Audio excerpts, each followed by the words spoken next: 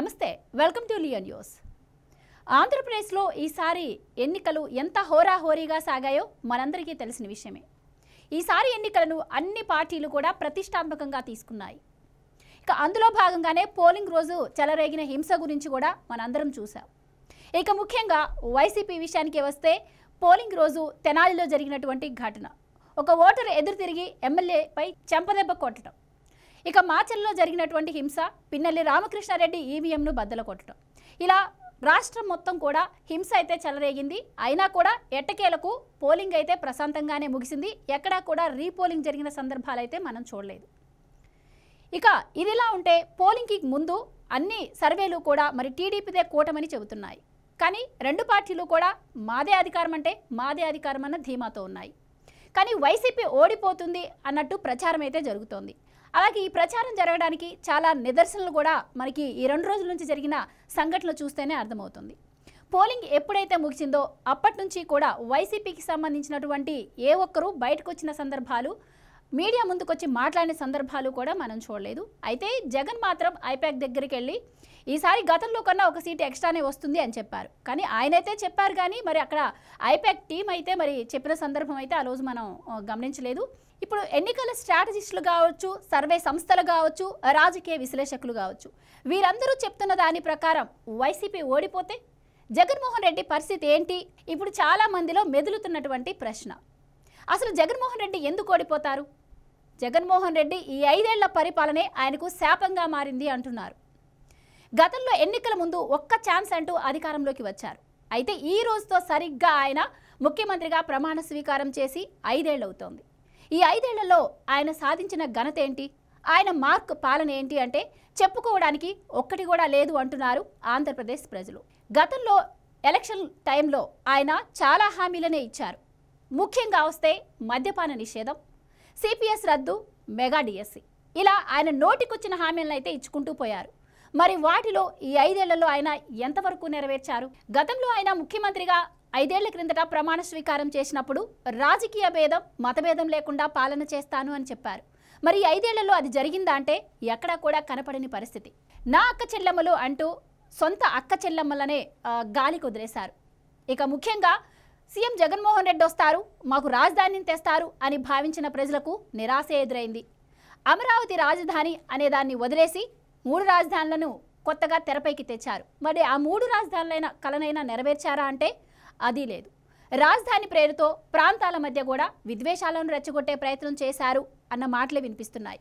ఇక ముఖ్యంగా ఈసారి ఎన్నికల్లో ఆయన ఓడిపోవడానికి ప్రధాన కారణంగా చెప్పుకుంటుంది మద్యపాన నిషేధం. గతంలో ఆయన మద్యపాన నిషేధం చేస్తానన్నారు. 5 స్టార్ హోటళ్లకే మందుని పరిమితం చేస్తానని చెప్పారు. మరి ఈసారి ఎన్నికల్లో ఆ ఊసు ఎత్తకపోవడంతో కూడా మహిళలు భారీ ఎత్తున వ్యతిరేకత ఏర్పడింది. మరి 5 ఏళ్లలో జరిగిందేంటి? తన సొంత మద్యాన్ని తన మనుషుల ద్వారా అమ్మించి జనాల ప్రాణాలను బలిగొన్న పరిస్థితి. మద్యం బాబులపై తీసుకొచ్చిన అప్పుతో ఇంకొక 10 సంవత్సరాల వరకు మద్యపాన నిషేధం అమలు కాని పరిస్థితికి తీసుకొచ్చారు జగన్మోహన్ రెడ్డి. ఇక ఇసుక విషయానికి వస్తే గతంలో ఇసుక దందా జరుగుతుంది అని ప్రచారం చేసిన ఇదే వైసీపీ ఇప్పుడు ఇసుకను కూడా అమ్ముకుంటున్న పరిస్థితిని మనం చూస్తున్నాం. ఇక మైనింగ్ గురించి ప్రత్యేకంగా చెప్పనవసరం లేదు. రాష్ట్రంలో అన్ని వనరులను కూడా కొల్లగొట్టిన పరిస్థితి మనం చూస్తున్నాం. సుప్రీంకోర్టు ఆదేశాలు ఇచ్చినా కూడా ఇప్పటికీ ఇసుక దందా యథేచ్ఛగా అక్కడ సాగుతూనే ఉంది. ఈ నేపథ్యంలోనే ఆయన రాష్ట్ర వ్యాప్తంగా కూడా అన్ని వర్గాల నుంచి వ్యతిరేకత ఎదుర్కొన్నారు. ఇక రాష్ట్రం సంగతి అటుంచితే ఆయన కుటుంబం నుంచి కూడా ఆయన తీవ్ర వ్యతిరేకత ఎదుర్కొనడం మనం చూసాం. ముఖ్యంగా వివేకానందరెడ్డి హత్య కేసులో షర్మిల ఎదురు తిరగడం, ఆయన అవినాష్ రెడ్డికి సపోర్ట్ చేయడం, ఇదంతా మనం చూసాం.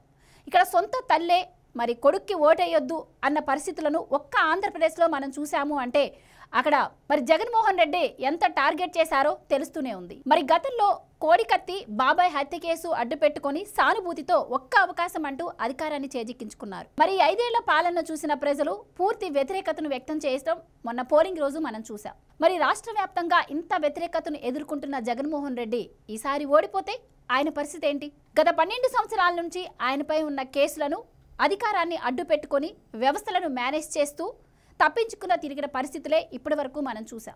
అన్ని వర్గాల నుంచి కూడా ఇంత వ్యతిరేకత వస్తున్న నేపథ్యంలోనే సీఎం జగన్మోహన్ రెడ్డి ఓడిపోతారు అంటున్నారు. మరి ఆయన ఓడిపోతే పరిస్థితి ఎలా ఉంటుంది? ఆయన ఓడిపోతే ఆయన ముందు చాలా సవాళ్లే ఉన్నాయి. ఇక గతంలో ముఖ్యంగా ఆయన ఎదుర్కొంటున్నటువంటి కేసులు గత 12 సంవత్సరాల నుంచి కూడా ఆయన సిబిఐ ఈడీ కేసులను ఎదుర్కొంటున్న విషయం మనందరికీ తెలిసిందే. ఇప్పటి వరకు కోర్టు ఎన్నిసార్లు హియరింగ్కు వచ్చినా కూడా ఆయన కేసులు జడ్జిలను మార్చడం ద్వారా మరి అప్పుడు పరిస్థితులు అయితే తప్పించుకుంటూ వస్తున్నారు. అధికార కార్యక్రమాల వల్ల నేను కోర్టుకు హాజరు కాలేకపోతున్నాను అంటూ ఇప్పటి వరకు తప్పించుకున్న పరిస్థితి అయితే మనం చూసాం. మరి ఇన్నాళ్ళు అంటే కేంద్ర ప్రభుత్వం అండగా ఉంది. మరి ఈసారి ఆయన ఓడిపోతే అధికారంలోకి వచ్చిన దగ్గర నుంచి కూడా ప్రతిపక్షాలే టార్గెట్గా ఆయన పనిచేయడం కూడా మనకు తెలుసు. ఇక పవన్ కళ్యాణ్ ఎన్నిసార్లు సభలు పెట్టినా యాత్రలు చేసినా కూడా ఆయన్ను ఎన్నో సందర్భాల్లో ఎదుర్కొన్నారు.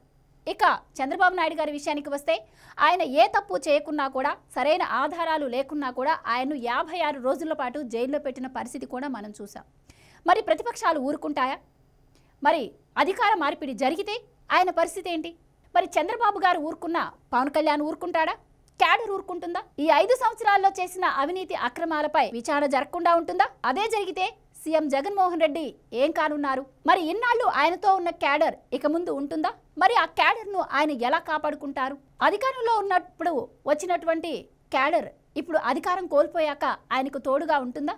ఏది ఏమైనా ఒక పక్క పార్టీ, మరో పక్క ఎదుర్కోబోయే కేసులు, వీటన్నింటినీ దాటుకొని సీఎం జగన్మోహన్ రెడ్డి ముందుకు నడవగలరా?